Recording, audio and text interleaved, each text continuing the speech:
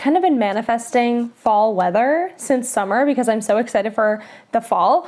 But I have to tell you, 65 degrees after a week or 2 weeks of like 90-degree weather has me feeling chilly. Hey, what's up everyone? My name's Emily and welcome back to my channel. I make writing and bookish content here on YouTube. Today I want to talk about a very important subject to me. I think that this is something that is an ongoing conversation, and as the platforms and social media change, this is probably going to also shift and change, and I also think that it's the reason why it's happening in the first place, and that is authors being in reviewer spaces. I just want to continue a conversation that's already started. I've watched a lot of different creators make similar videos on this, as well as read some Twitter threads, so I'm gonna link some of those down below for you to also check out if this is a topic you're interested in. But I just wanted to bring in my perspective on this as someone who's a self-published author and is going to continue to self-publish books, not a large creator by any means, but I do have some thoughts on this and I would like to share them. So I feel like the main place that we get a lot of overlap of authors and readers is on BookTok and BookTube, and that's because a lot of authors are readers. Either they started with a passion for writing and they read because of that passion, or maybe they were like me and I was a huge reader my whole life and then I decided I wanted to write.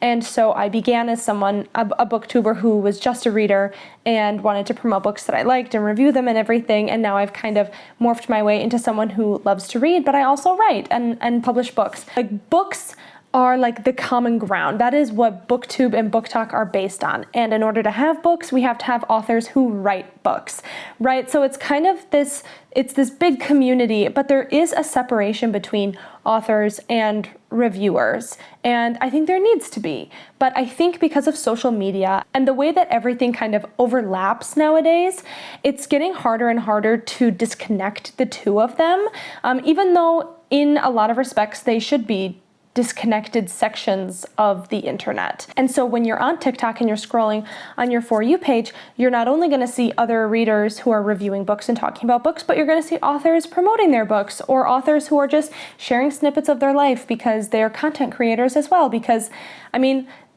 even in traditional publishing nowadays, they want authors to be content creators. They want authors to have a platform so that they can sell books and make money. Because as much as we love books, at the end of the day, publishing houses are businesses, and the larger audience that you have as an author, the more likely you're going to sell more books and the more money you're going to make. So it's this all-encompassing thing, right? So you're going to see authors no matter what, because in some cases they're being forced to be content creators by their publishing houses, their agents, whatever. If you're an indie author or a self-published author, it's even more important to have a platform because you don't have the marketing and push from the big publishing houses to have people hear about your book. So all of that to say, these communities do overlap a lot, and it's kind of necessary that they overlap a lot in order for individual people and books to thrive. But because of that, we are seeing this problem where authors in particular are overstepping into reviewer spaces. And it's happened, from my understanding, much more frequently as the time has gone by.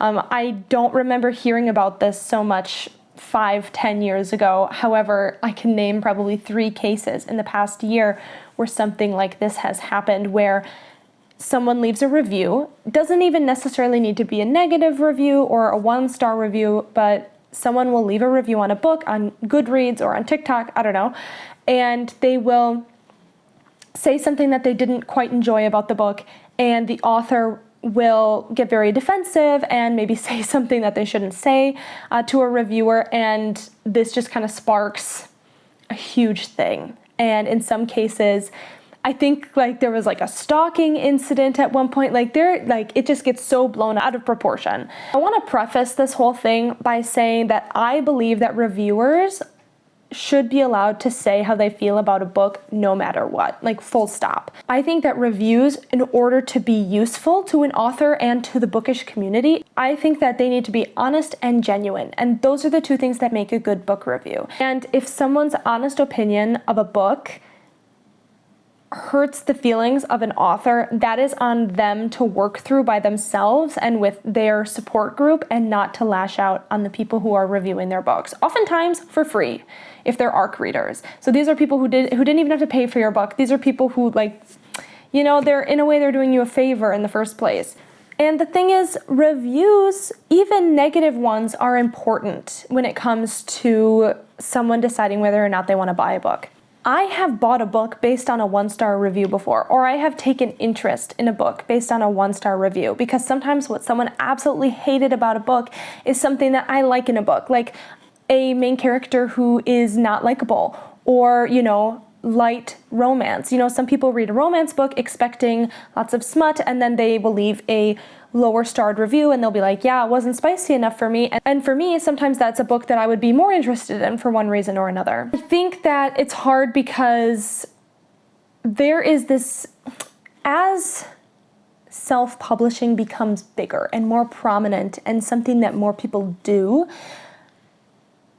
there is this misunderstanding in PR where when you are more traditionally published, oftentimes you're working with a team, especially if you're one of the like big books that they're promoting for the year. You're going to be working with a lot of people, and they all have experience in this sector, sometimes years and years of experience. Self-published authors don't always have that group of people to help guide them through these kinds of situations. And that is not to say that is an excuse for calling people out or being rude or anything like that, but it is an explanation as to why that is maybe occurring more frequently. As publishers rely more on their authors to market themselves instead of the publishing house marketing for them, like, we're just getting a lot more back and forth between authors and reviewers and readers in general. But a lot of authors don't have the people to help them navigate those situations.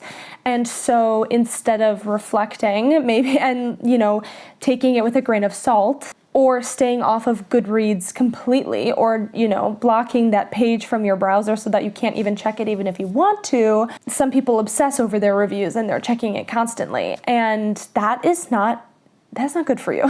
Especially if you're someone that knows that if you see a review that isn't super highly praising your book, it can hurt. And I know that for a lot of self-published authors, like, you've poured a lot of hours and time and money into a book, and for someone to not love your book as much as you wish they had, yeah, sometimes that can kind of sting, but it isn't your place to berate them for that. Like, people are allowed to have opinions on your work. As art is always subjective, there are going to be people who think your book is the best thing ever, like your book is going to be someone's favorite book, but then you're also going to have people who genuinely just don't like it. They're gonna say whatever they want to say. You know, even the most famous authors, the most well-loved authors, have hundreds, if not thousands, of 1-star reviews on their books. And that is just how it goes. You can take their comments as constructive criticism, but you shouldn't take them to heart. The only time that I think that reviews can be not super great or crossing a line is if they are attacking the author for no reason. If the content of their review isn't about the book, but it's about, you know, something that they don't actually know about the author. Like, those are the times, like, instead of saying, like, I thought the writing was really juvenile, they just say instead that the author is an idiot. Like, I feel like that's just not the right way to phrase something, and that can come off like really hurtful because you're attacking the person and not the book. And tagging authors in negative reviews, I don't think is super great either, and we shouldn't do that, because then you are wanting them to notice it. Do you know what I mean? So if they would never see it without you tagging them, you're not inviting them into that space, right? But the minute that you tag them and you bring their attention to it, then it's like, I think it would feel more hurtful, because, like, someone is going out of their way to, like, show you something that they hated, I guess.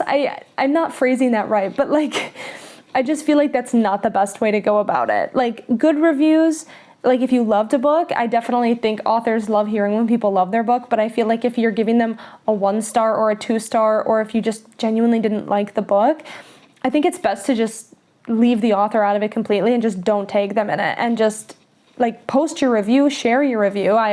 There's no issues with that, but I think going the step further and tagging them in it is just not really great decorum. And I really love Victoria Aveyard. I think I reference her all the time because she's just one of the authors that I have loved following on social media. I think she's just so funny, and I really love her perspective on things. And she has said in multiple TikToks, she's like, I don't go on Goodreads. I don't even check reviews. I don't want to know because other people's opinions, that's not my job. You know, my job is to write a book and to publish it, and like, that's it. To come up with great stories and characters and share them, and whether or not people love it, that's not really any of my business. And I really love that perspective, and that's the kind of perspective that I try to encompass with my own work. I love when people tell me that they love what I've written, but you know, at the end of the day, it's not really any of my business unless they want to share that with me. And I think that authors responding to Goodreads reviews is just, I think it's unprofessional. You know, even if you're a self-published author and you're working through your own kind of deal, there is supposed to be a level of professionalism when you're interacting with people who are buying your product. And it's just not really your business to be responding to people's reviews. So, I mean, that's just kind of my thoughts on that, the long and short of it. I feel like it's important that we can all share our thoughts on books that we love and why we love them, or maybe why they weren't the best fit for us, because I think that's important. That's literally the conversation we're having. That's why we're sharing books on BookTok. That's why we're talking on BookTube. You know, it's all a part of the conversation. But yeah, I don't know. That is just... Those are the thoughts I have on that as of right now. Like, authors, when it comes to your own book especially, just take everything, like, block Goodreads, don't go to the page, like, just mind your business and keep writing, and don't worry about it, because at the end of the day, what they say is none of your business. If you're going to check the reviews, just understand that it isn't your place to be a part of that conversation at that time.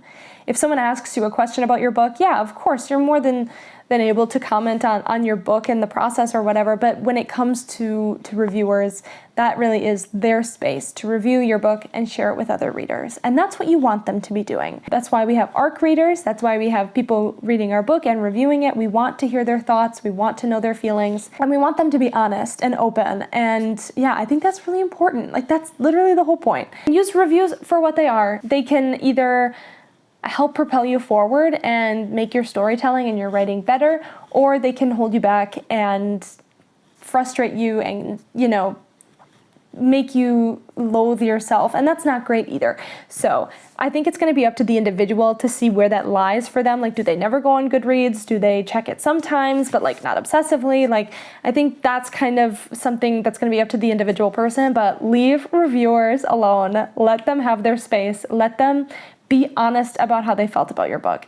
So those are my thoughts on that. I would love to hear what you think about this situation. I definitely think that there's a time and a place when authors should be brought into the conversation, but when it's just a review and someone who's speaking on a book that they loved or didn't love, that really is the space for other readers.